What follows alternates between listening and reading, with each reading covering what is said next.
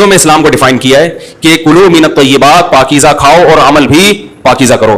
تو جو اصل بات میں یہ محرم ہی کے حوالے سے یہ آیت کا میں نے انتخاب کیا تھا کہ جب آپ پاکیزہ کام کریں گے اور پاکیزہ کھائیں گے تو اس سے آپ لوگوں کو اچھے لگیں گے اور لوگوں کا دل چاہے گا کہ آپ جیسے بن جائیں. سمجھ میں آ رہی بات؟ ایک مثال دیتا ہوں. دیکھو کوئی بھنگی ہو جو بیچارہ ہر وقت گندگی میں رہتا ہو، اسے آپ سمجھائیں کہ یار اچھی زندگی گزارو، صاف ستھرے ہو جاؤ. آپ نے کسی دن اس کو نہلا دیا، بہترین کپڑے ڈیٹول سے نہلایا، سروس کروائی، کیونکہ ظاہر ہے وہ اتنے دنوں سے ایک کام کر رہا ہے تو وہ سروس کے بغیر دھلے گا نہیں. سروس کروائی آپ نے اس کی، خوب نہلا دھلا کے اس پہ اسپرے چھڑک دیا آپ نے، اور 3 دن تک کنٹینیو یہی کام کیا، تو آپ مجھے بتاؤ اس کو برا فیل ہوگا یا اچھا فیل ہوگا؟ کہہ رہا یار بڑا مزہ آیا. اس کے دل میں اپنے کام سے نفرت پیدا ہونا شروع ہو جائے گی. تو اچھی چیز میں، اچھی طہارت میں، پاکی میں اللہ نے اٹریکشن رکھی ہے. جیسے صاف ستھرا آدمی اچھا لگتا ہے، گندا اچھا لگتا ہے؟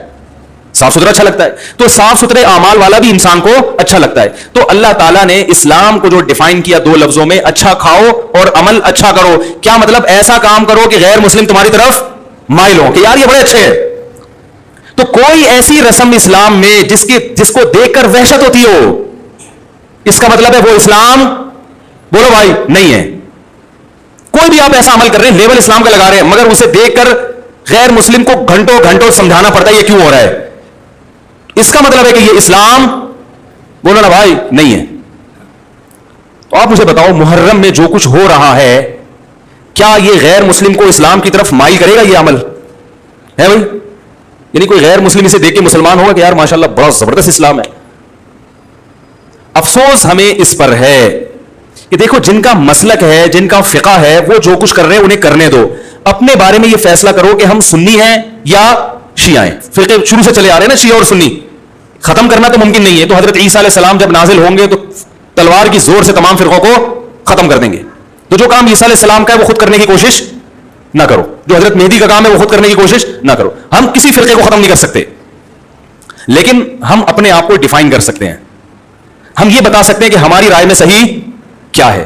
تو میرے بھائی، نبی صلی اللہ علیہ وسلم نے فرمایا 73 فرقوں میں سے ایک جنتی ہے. تو یا تو ادھر چلے جاؤ، یا بولتے کیوں نہیں؟ ابھی نہیں بول رہے تو پھر عمل کیسے کرو گے؟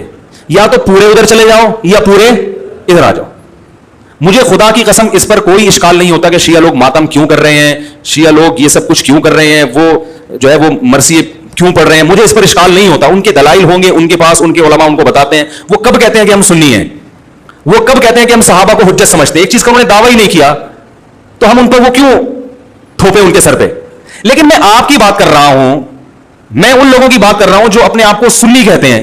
تو بھائی پھر سنی ہو تو جو اہل سنت والجماعت کے جو 4 مکاتب فکر ہیں، حنفی، مالکی، شافعی، حنبلی، اہل سنت کے ہیں نا، ان کی کتابوں میں کہیں بھی اس طرح کی کوئی چیز، بولو بھائی، نہیں ہے. ماتم کرنا اہل سنت کے ہاں جائز نہیں ہے. نبی صلی اللہ علیہ وسلم نے میت پر چیخو پکار کرنے کو حرام قرار دیا ہے. نوحہ کو جو میت پہ رونا پیٹنا ہوتا ہے، گریبان چاک کرنا، اس عمل پر آپ صلی اللہ علیہ وسلم نے لعنت فرمائی ہے. صحیح بخاری، صحیح مسلم کی حدیثیں ہیں. حضرت جعفر طیار رضی اللہ تعالی عنہ، نبی کے سگے چچا زاد بھائی، میدان جنگ میں شہید ہوئے. 4 بیویاں بیوہ ہوئی ہیں، چھوٹے چھوٹے بچے یتیم ہو گئے. آپ نے ان کی بیویوں کو زور سے رونے کی اجازت نہیں دی.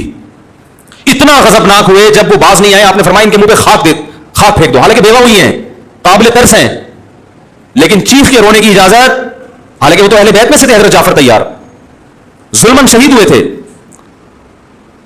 ہماری نظر میں حضرت حسین رضی اللہ تعالی عنہ کا قتل کربلا میں یہ تاریخ کا بدترین ظلم، اس لیے بدترین ظلم کہ آپ غیر مسلموں کے ہاتھوں شہید نہیں ہوئے، بلکہ ان لوگوں کے ہاتھوں شہید ہوئے جو اپنے آپ کو مسلمان کہتے تھے، اور مسلمانوں کی قیادت اس وقت ان کے ہاتھ میں تھی، حکومت ان کے ہاتھ میں تھی. لیکن اس ظلم پہ اہل سنت والجماعت کے ہاں جو سنی ہیں، ان کے 4 مکاتب فکر کے ہاں نہ رونے پیٹنے کی اجازت، نہ نوحہ کرنے کی اجازت، اور نہ میرے بھائی ماتم کرنے کی اجازت. میرے بھائی آپ لوگ اللہ کا واسطہ محرم میں مرثیے نہ لگائیں. ہر گاڑی میں کوئی نوحہ چل رہا ہے، کوئی شیعہ ہے تو ٹھیک ہے وہ کرے. سنیوں پہ یہ کام زیب نہیں دیتا، کیونکہ یہ منافقت ہے. پتہ ہی نہیں چل رہا آپ ادھر ہو یا آپ ادھر ہو. آپ کا مسلک کہیں نہیں پتا چل رہا. ہمیں ایک مسلک کو فالو کرو. ہمارے ہاں محرم منحوس مہینہ نہیں ہے، ہمارے ہاں محترم مہینہ ہے، مبارک مہینہ ہے. امہات المومنین میں سے بعض کی اس مہینے میں شادی ہوئی ہے. ہم شہادت کو نحوست نہیں سمجھتے. 10 محرم پہلے سے مبارک تھا، حضرت حسین کی شہادت کی وجہ سے اور مبارک بن گیا، منحوس نہیں بنا. شہادت مبارک عمل ہے, منحوس نہیں ہے. ہم اس مہینے میں کالے کپڑے نہیں پہنیں گے, ہم اس مہینے میں خوشیاں منانے کو جائز سمجھتے ہیں. لوگ کہتے ہیں ان کو حسین سے محبت نہیں ہے. محبت کا جو طریقہ حسین نے بتایا اس طریقے پہ عمل کرنا حسین سے محبت ہے. جو طریقہ حسین سے ثابت نہیں ہے اس طریقے پہ محرم کو منانا یہ محبت کا طریقہ ہماری رائے میں نہیں ہے.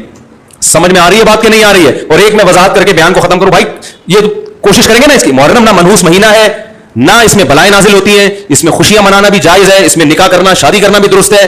یہ جو مشہور محرم کی شادی ناکام ہوتی ہے 100% غلط ہے. جو شیعہ حضرات ہیں وہ بچیں اس سے. ہمارے ہاں یہ بالکل اس کی اجازت ہے, آپ محرم میں نکاح بھی کریں, محرم میں آپ اپنے بچوں کا عقیقہ بھی کریں, آپ اس جو ہے جو بھی خوشیاں ہیں آپ اس کی کریں, تاکہ اسلام کا جو رخ ہے نا, اسلام میں کوئی مہینہ منحوس نہیں ہے, تاکہ غیر مسلموں کے سامنے کم از کم ہماری طرف سے جو اسلام پیش ہو وہ یہ والا ہو, ان کی طرف سے وہ والا ہو. غیر مسلم کے پاس آپشن ہو کہ بھائی دیکھ لو ان میں جو اچھا لگتا ہے وہ والا اسلام آپ فالو کر لو, لیکن آپ بھی ویسے ہی بن گئے تو پھر اسلام کا ایک رخ جائے گا ان کے سامنے. سمجھنے کی نہیں سمجھ رہے؟ تو اس لیے یہ گھروں میں مرثیے نہ لگایا کریں. میتوں پہ نوحہ کرنا, غم منانا ہماری شریعت میں پسندیدہ. 3 دن تک تعزیت ہے بس, اس کے بعد نہیں. اور عورت کے لیے شوہر کے مرنے پر 4